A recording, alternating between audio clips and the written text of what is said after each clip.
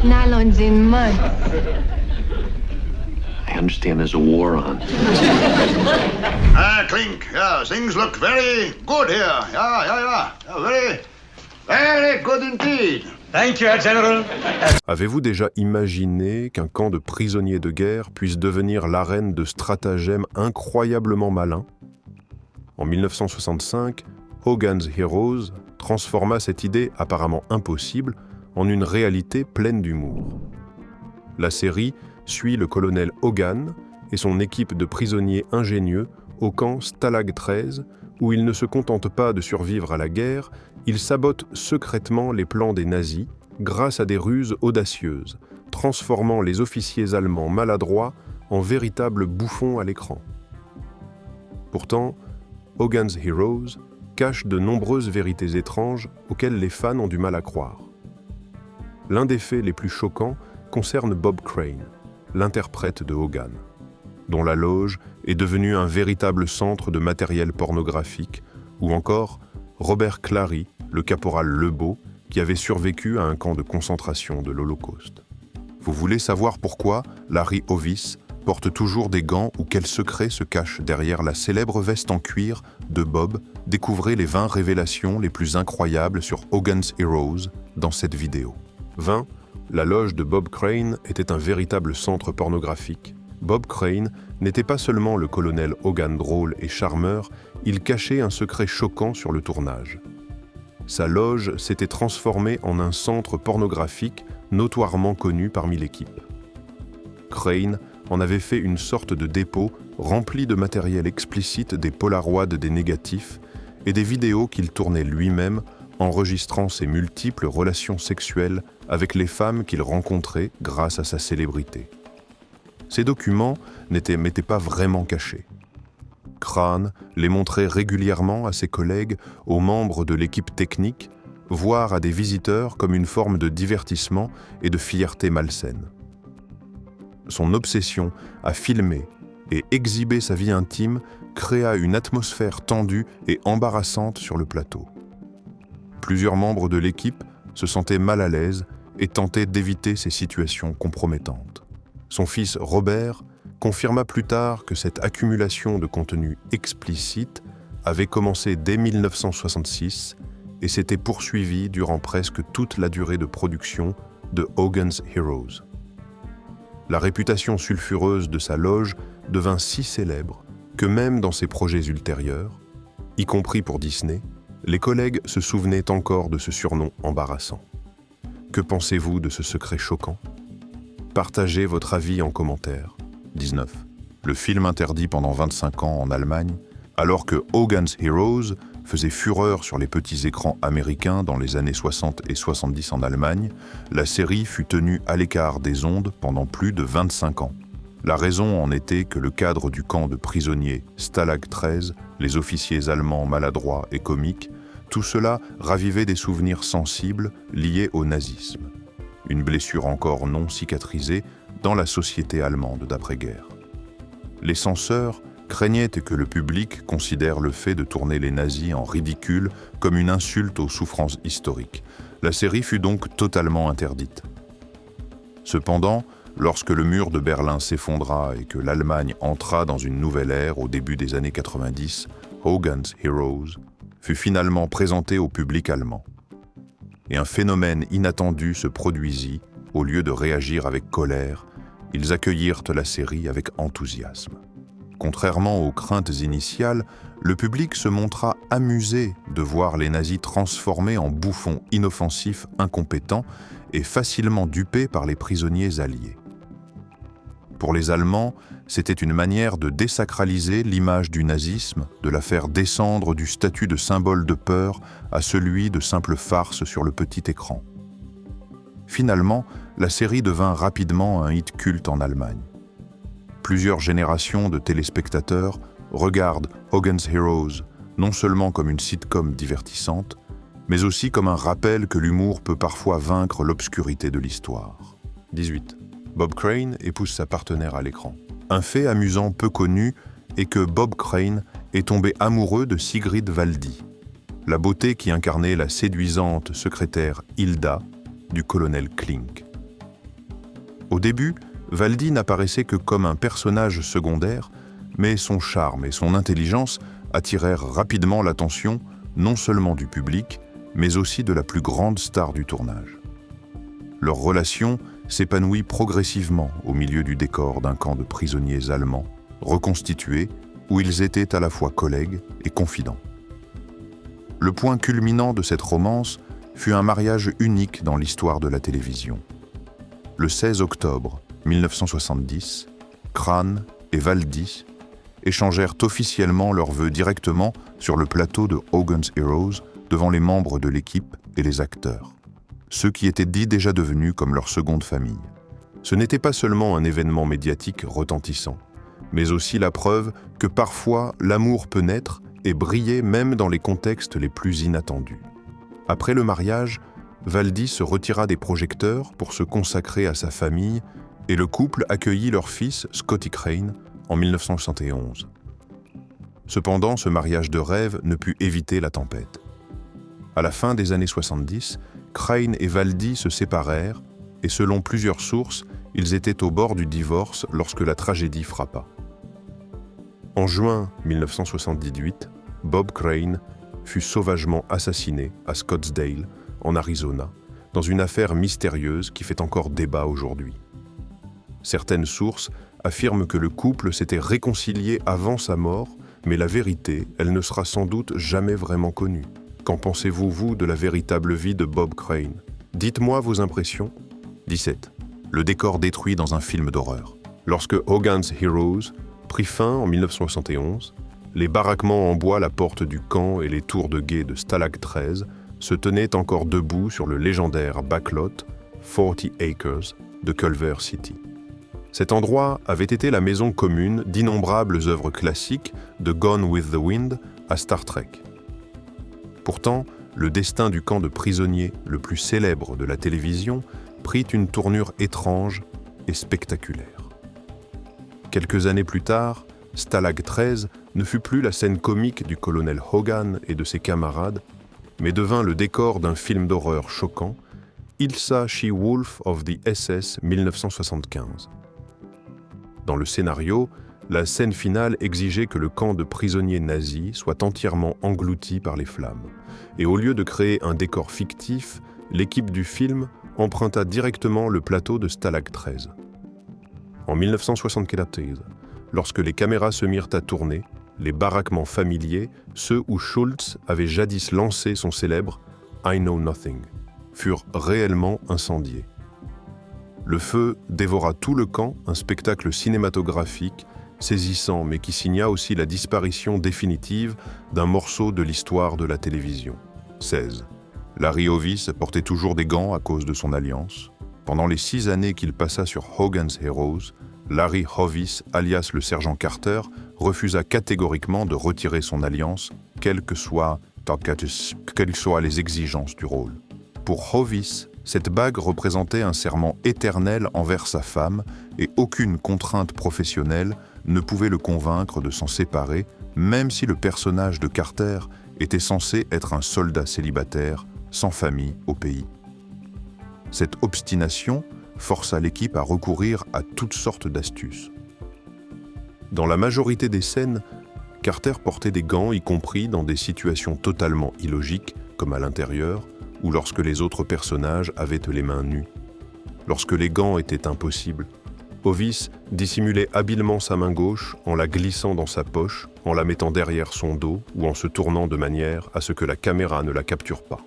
Les réalisateurs, cadreurs et producteurs devaient surveiller constamment chacun de ses gestes pour s'assurer que la bague interdite ne viendrait pas briser l'illusion d'un Carter prisonnier de guerre encore célibataire. Cependant, les spectateurs les plus attentifs repéraient parfois un bref éclat de l'alliance dans certains épisodes, lorsque la dissimulation n'était pas parfaite ou lorsque Hovis oubliait momentanément de la cacher. Ces apparitions rares devinrent alors un véritable jeu de chasse au trésor pour les fans fidèles, ceux qui repassaient les épisodes encore et encore pour dénicher la trace discrète de l'amour réel que Hovis s'efforçait de protéger. Et vous, que pensez-vous de ce personnage? N'hésitez pas à partager votre avis dans les commentaires. Min 15. 4 personnages nazis étaient en réalité des réfugiés juifs. Un fait étonnant dans Hogan's Heroes est que 4 des visages nazis apparaissant chaque semaine à l'écran étaient en réalité des acteurs juifs, des personnes qui avaient fui les griffes d'Hitler dans la vraie vie. Et finalement, les survivants et les réfugiés se retrouvèrent à porter l'uniforme allemand pour transformer leurs anciens bourreaux en clowns ridicules devant des millions de téléspectateurs américains. D'abord, Werner Klemperer, qui incarnait le colonel Klink, maladroit et pleutre, était né dans une famille prestigieuse de Cologne, en Allemagne. Lorsque les nazis prirent le pouvoir en 1933, sa famille dut fuir vers Vienne puis Los Angeles pour échapper à la persécution. John Banner, le sergent Schultz, charmant et naïf, avec son célèbre « Je ne sais rien » connu également l'errance. Né en Autriche, il échappa de justesse à une Europe déchirée par le joug nazi, puis s'engagea dans l'armée américaine pour combattre le même ennemi qu'il allait ensuite servir, fictivement à la télévision. Léon Askin, l'impressionnant général Burkhalter, fut encore plus marqué. Sa famille fut assassinée dans le camp d'extermination de Treblinka. Quant à Howard Kane, l'impitoyable agent de la Gestapo Hochstetter, bien qu'il soit né aux États-Unis, il était d'origine juive et avait servi dans la marine américaine contre les nazis. Semaine après semaine, ils transformèrent et réparèrent les officiers allemands en simples bouffons incompétents, réduisant un symbole de terreur en objet de moquerie. Werner Klemperer admit plus tard clairement que caricaturer les nazis comme des imbéciles était une forme de revanche morale, un moyen de réduire ces ombres terrifiantes à quelque chose de petit, pitoyable et ridicule aux yeux du monde.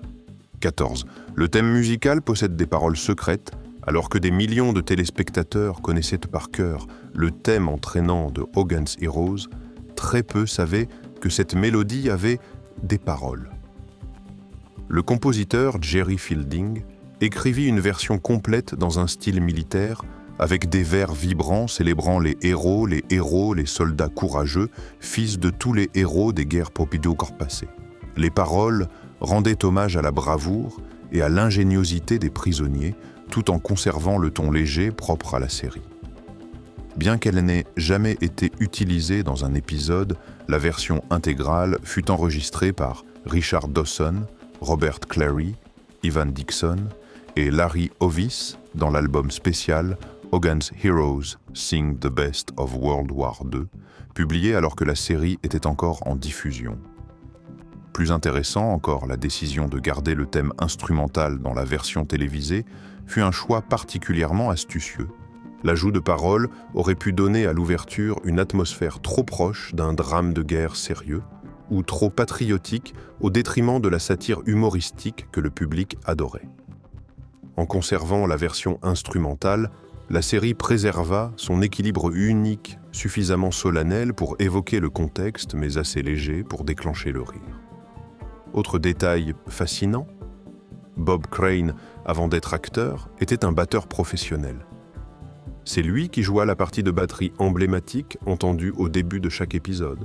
Ce passage provenait directement d'un enregistrement du film de guerre The Longest Day, 1962, créant ainsi un lien musical inattendu entre Hogan's Heroes et d'autres œuvres sur la Seconde Guerre mondiale. 13. La Mercedes rare du général Burkhalter. La décapotable gris foncé et rutilante que le général Burkhalter conduisait jusqu'à Stalag 13 n'était pas un simple accessoire.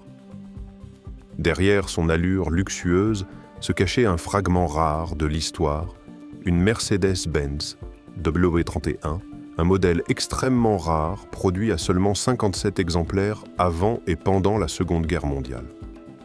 À l'époque, elle était un symbole de pouvoir réservé à l'élite dirigeante du régime nazi, mais après la guerre, la plupart furent détruites sous les bombardements abandonnés lors de retraites chaotiques ou démantelées pour récupérer du métal dans une Allemagne en ruine. Au milieu des années 1960, lorsque Hogan's Heroes démarra, les historiens de l'automobile estimaient qu'il restait seulement 3 exemplaires de la W31 dans le monde. Et pourtant, d'une manière ou d'une autre, l'équipe de tournage parvint à en faire venir une sur un plateau hollywoodien. Chaque fois que Burkhalter apparaissait avec cette décapotable, Le public ne voyait pas seulement un général allemand autoritaire descendre de sa voiture, mais assistait aussi, sans le savoir, au passage d'une véritable relique historique à l'écran. Un choix surprenant et presque miraculeux, qu'en pensez-vous? Partagez votre avis. 12. Robert Clary était un survivant de l'Holocauste.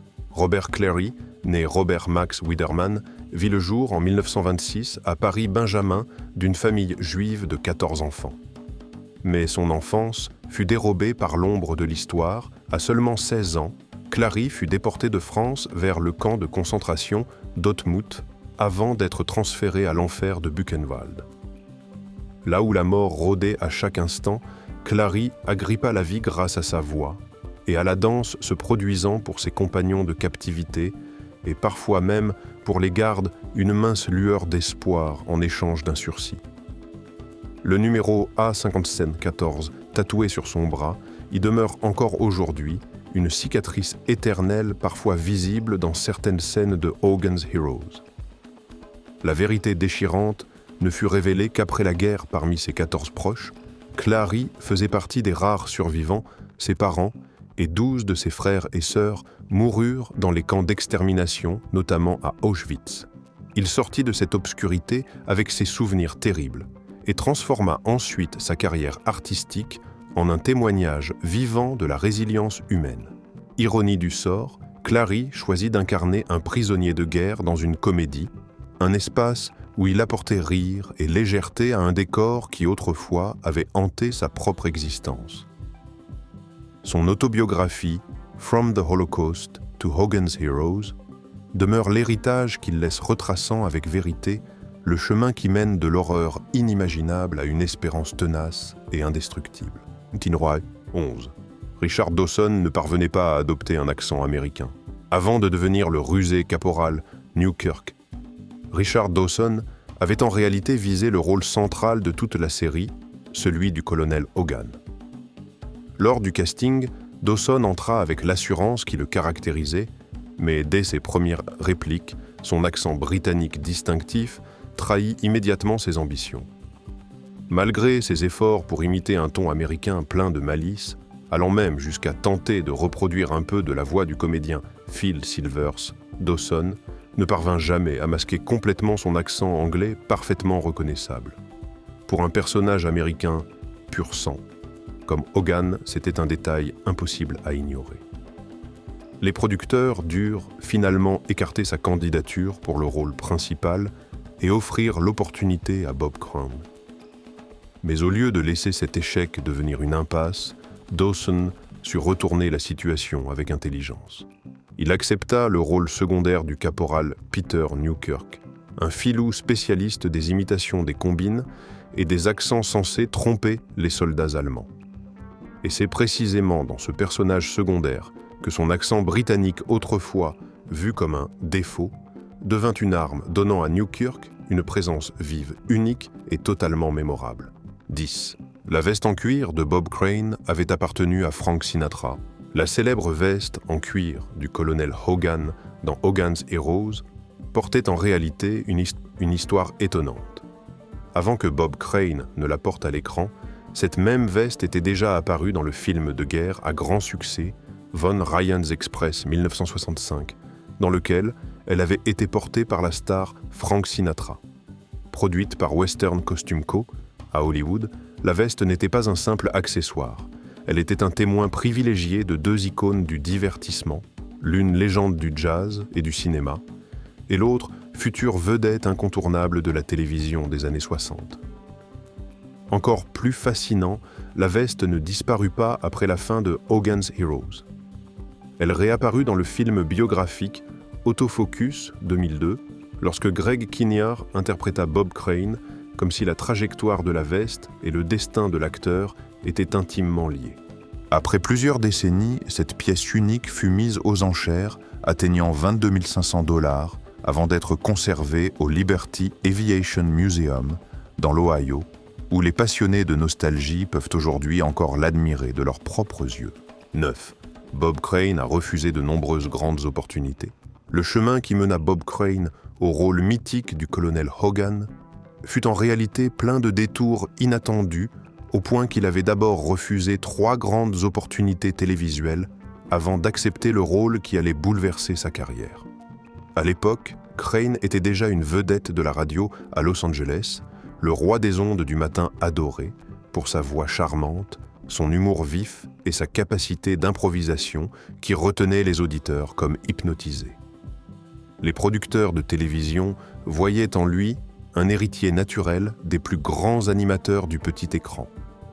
La première opportunité qu'il laissa passer fut celle d'un fauteuil d'or dans un talk-show nocturne, un poste occupé autrefois par Jack Paar et ensuite repris par Johnny Carson.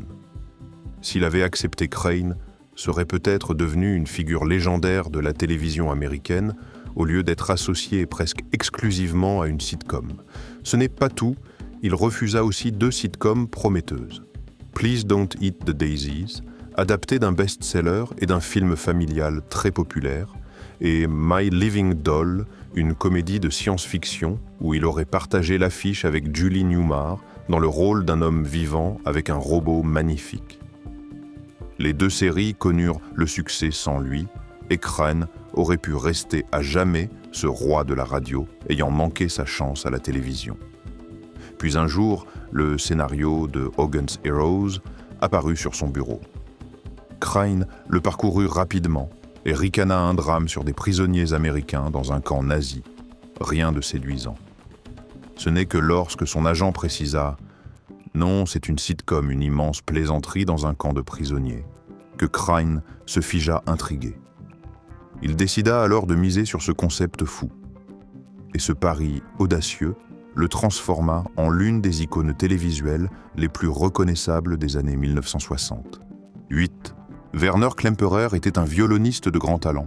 Werner Klemperer, qui jouait à l'écran le colonel Klink, maladroit et incompétent, provenait en réalité d'une lignée musicale prestigieuse. Il était le fils d'Otto Klemperer, l'un des chefs d'orchestre les plus respectés du XXe siècle, et de Johanna Geisler, soprano d'opéra renommée. Né dans une famille où la musique était omniprésente, Werner apprit dès son plus jeune âge le piano et le violon bénéficiant d'une formation classique rigoureuse.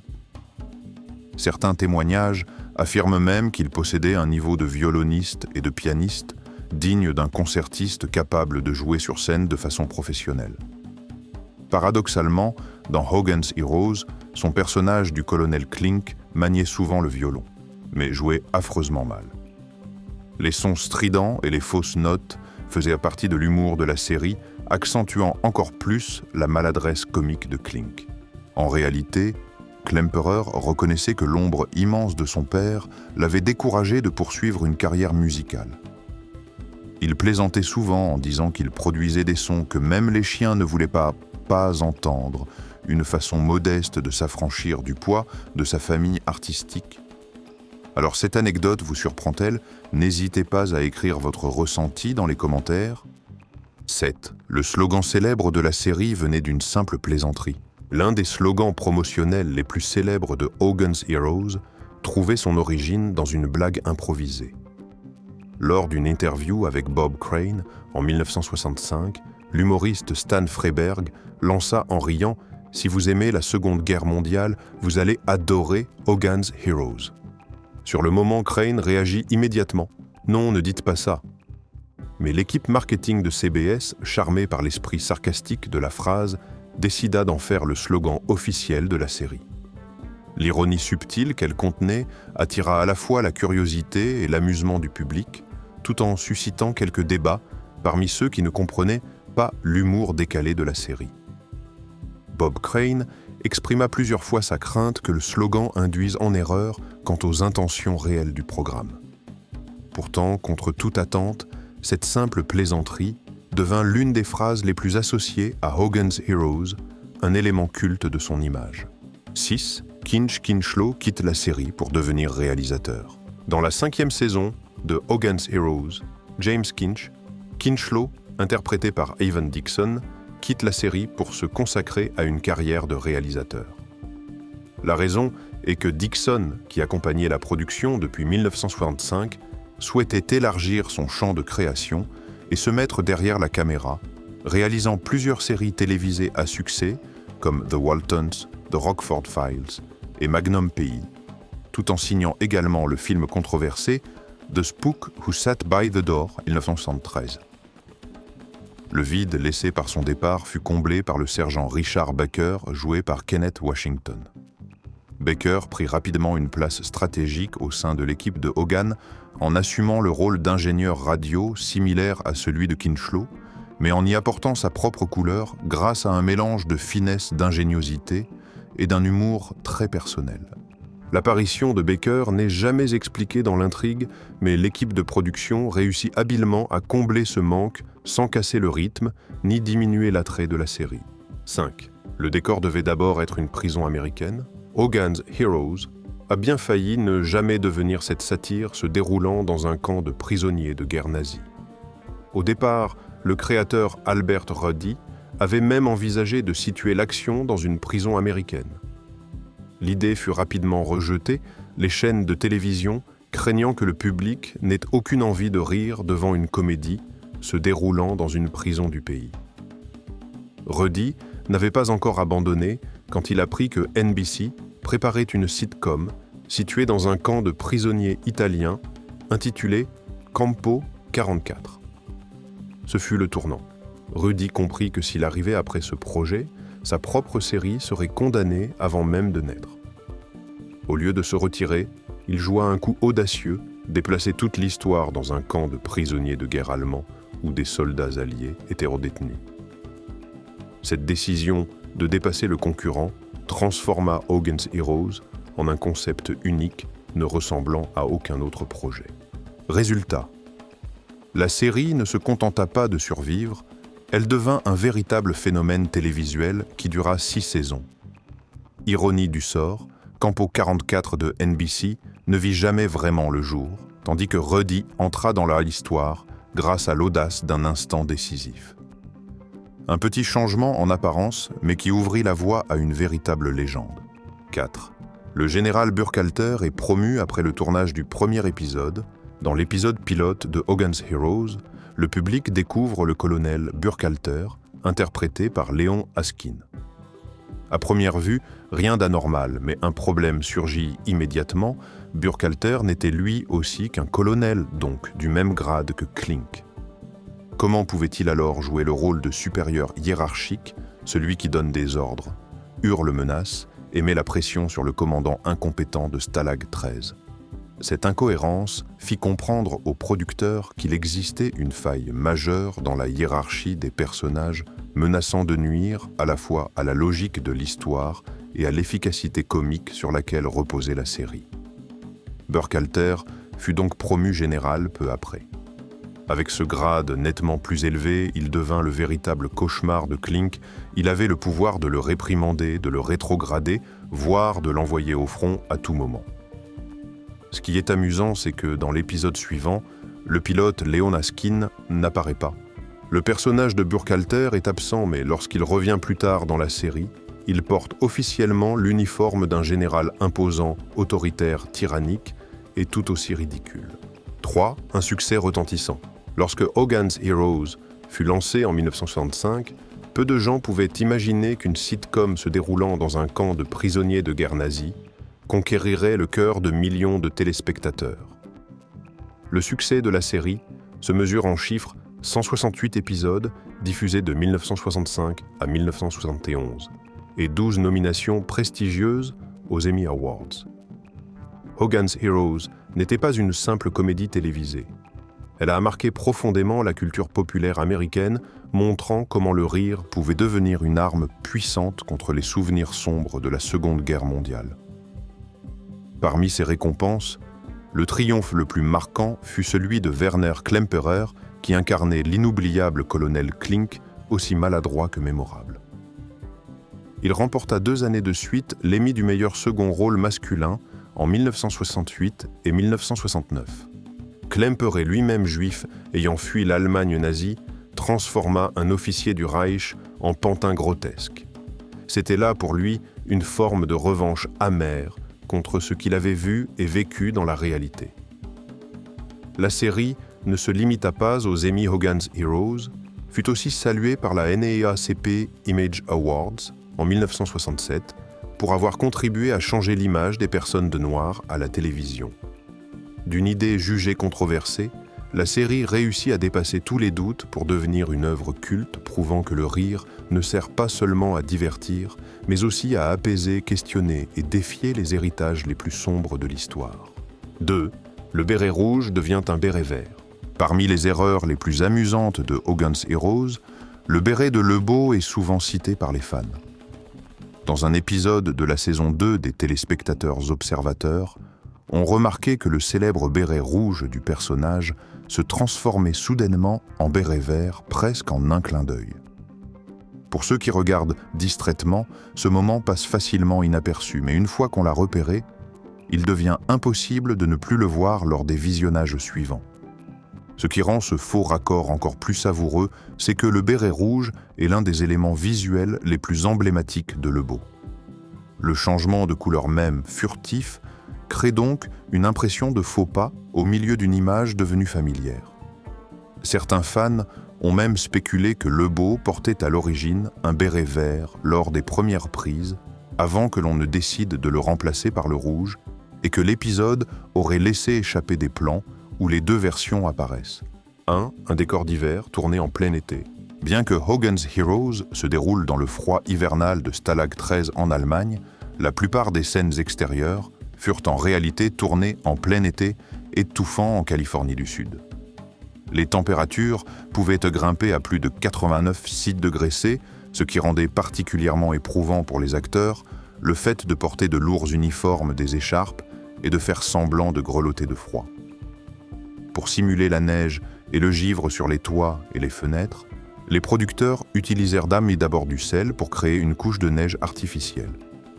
Cependant, à partir de la 4e saison, ils optèrent pour de la peinture blanche afin d'économiser du temps et de l'argent, tout en produisant un effet de neige plus durable. Ce décor d'hiver entièrement artificiel n'était pas seulement un choix esthétique, mais aussi une stratégie visant à réduire les risques liés au tournage. L'utilisation du sel puis de la peinture blanche permettait d'éviter les aléas de la météo réelle, pluie, neige, fondue, boue, et rendait possible la diffusion des épisodes dans n'importe quel ordre, sans créer d'incohérences visuelles liées au climat. Hogan's Heroes n'est pas seulement une sitcom comique se déroulant dans un camp de prisonniers de guerre. La série renferme aussi une multitude de faits étranges et fascinants en coulisses.